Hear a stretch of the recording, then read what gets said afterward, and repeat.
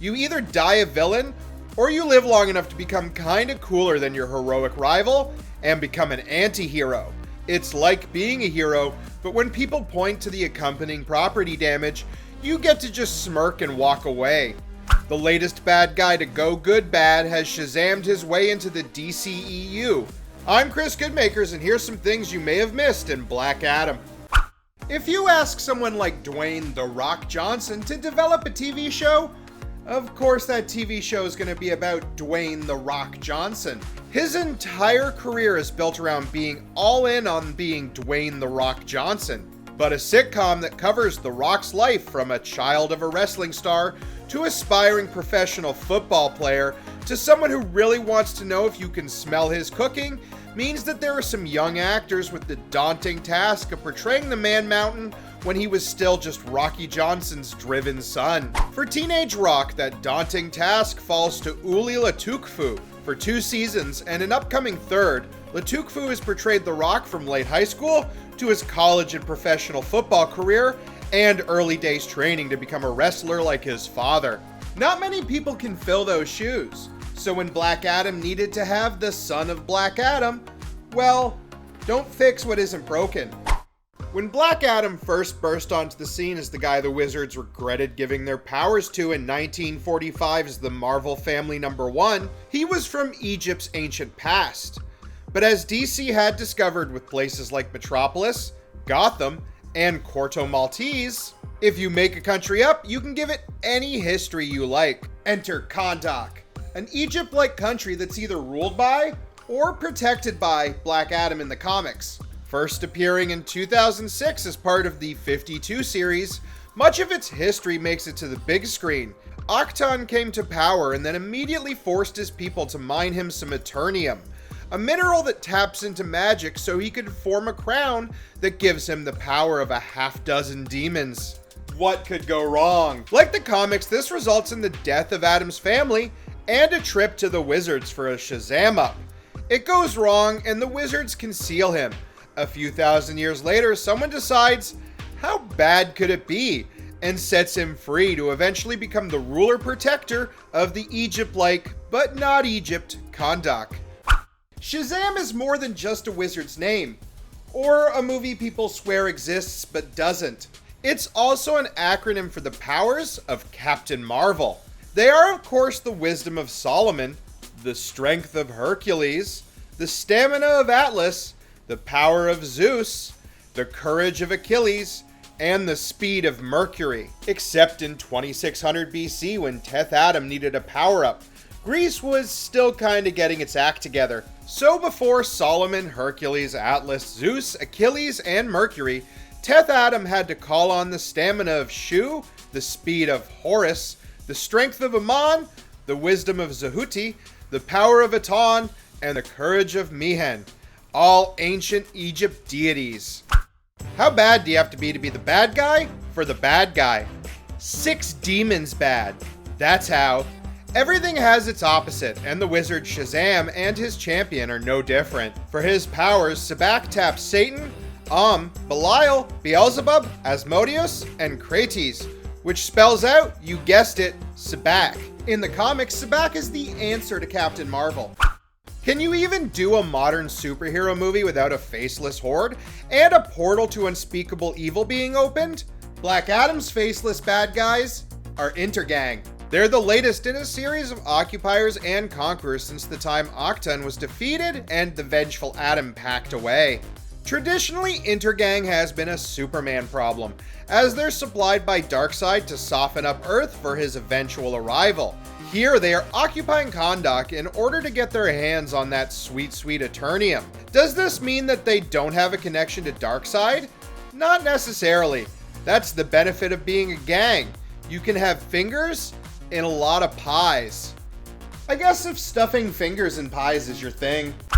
Waking up 2600 years after a bunch of wizards trapped you in a rock for going ham on your enemies with the powers your son passed to you is going to be disorienting. There's aircrafts and mass communication, not to mention the world is now lousy with superpowered people.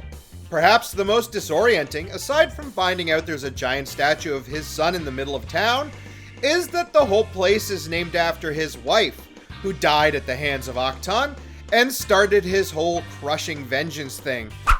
When Billy Batson meets the wizard Shazamed, the old dude has seen some better days. On top of telling Batson and Sivana before him about the champion that unleashed the 7 deadly sins, he alludes to the fact that he didn't used to be a solo job. The old wizard returns in Black Adam, only now we get to see him with his band, the Council of Wizards. If there isn't already a band named Council of Wizards, someone really needs to get on that. Just like Billy, Black Adam spreads his powers around, first to his wife, and then his brother-in-law Amon, turned son in the movie. In the comics, Andrea is a gift from Intergang to impress Black Adam, who frees her. Then, like in the movie, receives a lecture about how he should be using his vast power to protect their homeland. Comic book Isis is actually a transfer from the 1975 TV show Shazam! Isis Hour, where she shared billing with Captain Marvel. Amon joins the Marvel family as Osiris. He's been moved from brother in the comics to son for the movie. Not only has Nth Adam woken up to a world crawling with superpowered people are all the rage after saving non-superpowered people from things like General Zod and General Zod's troll clone. We see just how into superheroes the world is with some actual DC comics and a room covered in superhero posters. Who had to convince Aquaman to pose for a poster? There's a bit of cheekiness when Nth Adam awakes, and the first thing he does is give Superman's poster a blast of electricity to his face. There are a lot of parallels between Black Adam and Shazam. Obviously. They get their powers from the same Rock of Eternity, but they also share one crucial element, a fanboy to guide them through the world of superheroing. When the wizard makes Billy big, he has his foster brother Frankie to catalog the set of powers he has. For Nth Adam, that role falls to Amon. Lots of villains quest for power and for some reason, a desire to rule. Ruling over people in practice seems like a drag. You make pacts with dark demons for powers to fight other people with powers that then have to do a bunch of administrative duties to make sure the country functions. That might be why when Adam gets to the throne, he smashes it and chooses to be the country's protector instead. Before that though, he gave the throne a test drive.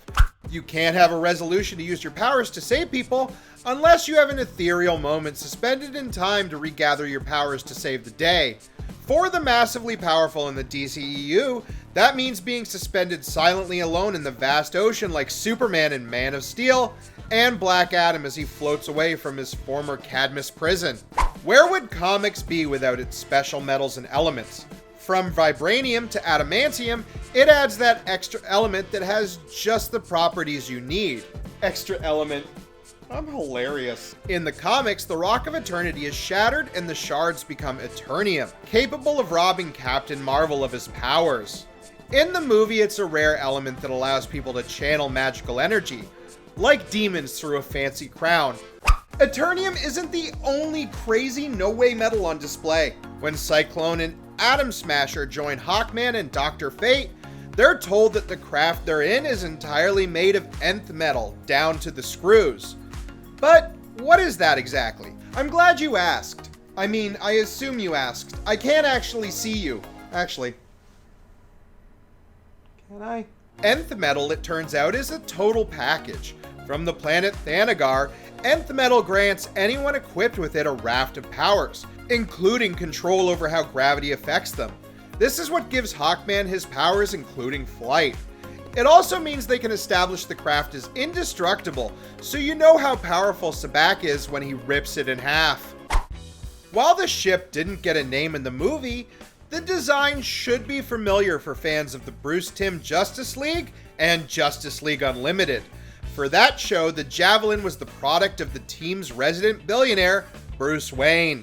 It was meant to shuffle around all those superheroes who can't up and away, or survive the vacuum of space, since the Watchtower was an orbiting space station. Being the ride of some superheroes, they naturally went through a few space planes named Javelin. In the DCEU, Bruce Wayne is going through more of an identity crisis than usual. While we wait to see what happens when the Flash shakes up the timelines, the Justice Society has another sugar daddy to keep them flush with tech and gear. Carter Hall, Hawkman. Hawkman's history is kind of a giant can of worms. Is he a Thanagarian on Earth? Is he a romantic ancient Egyptian that found a Thanagarian vessel and then was cursed? As an inventor, archaeologist, and explorer, he has managed to work up enough of a nest egg to actually finance the JSA in the comics, and with all the Hawkman branding on the Javelin and being the one who reports to Waller, it appears that's the case here as well.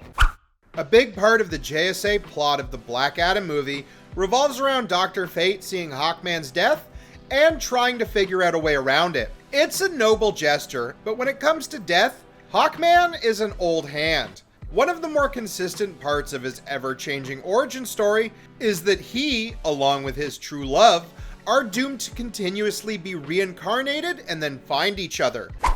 Hawkman's homestead in Louisiana gets a nod in the movie. It has its own colorful history before it became the home base of the Eternal Lovers Hawkman and Hawkwoman. Originally named Lemoyne, it was beset by yellow fever from some stowaway rats that made their way over. By invoking the titular saint, who was born with a cross on his chest and the ability to cure disease, the yellow fever was abated, and so the town renamed itself. Early on, Atom Smasher is advised not to touch Dr. Fate's helmet, and told it is from a far-off planet from thousands of years ago named Naboo. No, not the Jar Jar Binks one. In fact, not quite a planet at all, but a nearly omnipotent alien who is the Lord of Order who came to Earth thousands of years ago, figuring the place might be an important part in the battle between order and chaos. To do that, he does what anyone would do. Put himself inside a golden helmet that will grant the wearer the powers of Naboo and the roles of Dr. Fate. The premise of Fate's sacrifice is to stall while he astral projects to the surrendered 10th Atom to unsurrender and come deal with the whole Sabbac problem. And his pitch as to why he's completely 180'd on the whole too dangerous to leave free stance is that the embattled Khandaq doesn't need a white knight, it needs something darker. Of course, the world of DC is well aware of how useful a Dark Knight can be. It's been the subtitle to Gotham's Defender, Batman the Dark Knight. Naturally, Black Adam would be the one to go even darker. Emelia Harcourt had a rough time in the DCEU. She started off as part of the Task Force X support team under Amanda Waller, the same support team that ended up knocking Waller out to allow the team of Misfits to save the day in Corto Maltese. As a reward, she was given the unenviable task of babysitting Peacemaker. Depending on when the movie takes place and whatever is left of the DCEU's continuity, she's either been given the even more remote assignment of operating the Black Site where the task force keeps the worst of the worst, or this was the gig she had before being the support team for the Suicide Squad. Dr. Fate uses a number of signature Dr. Fate moves during the battle with Sabbac, above just being a cryptic wise figure who can see the future. But there's one move that shows up that should be familiar to fans of the game Injustice, where there's a DC free-for-all. One of his finishing moves is to summon the Ankh made of pure energy and pin his opponent. It doesn't take when used against Sabbac though. While there's a heaping helping of the Justice Society of America in the movie, it's not their movie, so there's not a lot of time for origin stories. The Green members of the team have a quick exchange about their origins, with Cyclone telling Atom Smasher that she was kidnapped by an evil scientist that infused her with the go-to-do-anything technology nanobots. Turns out that's the scientist Bag. His other creation is the robot Red Tornado. DC Comics have been around for a while, and one of the effects of that is that various superhero identities have been passed down through the generations. Albert Rothstein inherited his size-adjusting abilities from his grandfather, who had similar powers but through a different method. Henry Winkler cameos as Al's grandfather, changed to his uncle in the film, who lends him his old suit. One of the biggest will they won't they of the DCEU as it tries to find its groove is its first member. Will Henry Cavill ever return to his role as the Man of Steel? Well, the mid-credit scene has finally answered that question, as Superman comes to Khandaq to have a chat with Black Adam. As is the custom, when a hero makes a crossover, their presence is announced with a touch of theme music. But instead of going with Hans Zimmer's theme from Zack Snyder's Man of Steel, he went with maybe the most recognizable superhero theme ever written. John Williams' theme to the godfather of modern superhero movies, Richard Donner's 1978 Superman the Movie. Because when in doubt, John Williams. It's probably a good thing that Black Adam destroyed the throne in favor of just protecting his home. Leaving the country is hard enough without having to explain to a 3,600-year-old superhero what the internet is, much less what kind of policy to have.